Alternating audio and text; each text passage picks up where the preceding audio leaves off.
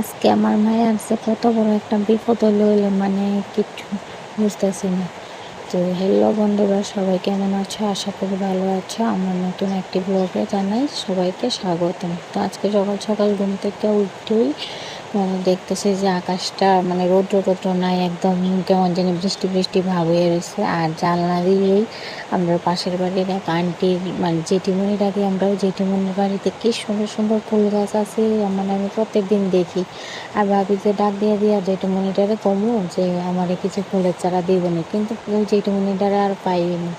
তারপরে আর কি করোনার আছে, ফুল গাছ টুল গাছ দেখে এদিকে আয়া পড়ছি, আয়া সেরা আব্বুর কাপড় চোপড়টি আগে ধুইয়া লাইছি, ধুইয়া তারপরে গেছি গিয়ে টিফিন খাইতাম। তো টিফিনে আসলে চা মুড়ি বিস্কুট এগুলি খাইয়া লেছি, খাইয়ে সেরা তারপরে আমার মেয়ে সহ টিফিন করছি।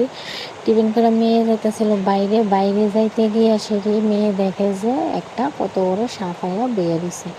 আর বিশ্বাস করো এটা মানে যাইতেছই না, কত রকমের চাইছে যাইতেছে না। তারপরে এটারে কালো ফিনাইল দেওয়ার পরে তারপরে এটা গেছে। তো এমনি সারাদিন কেটে গেল। আর রাত্রেবেলা শুরু হয়েছে বৃষ্টি, বৃষ্টি শুরু হলে আমার শাশুড়ি মা কী করছে, খিচুড়ি করব।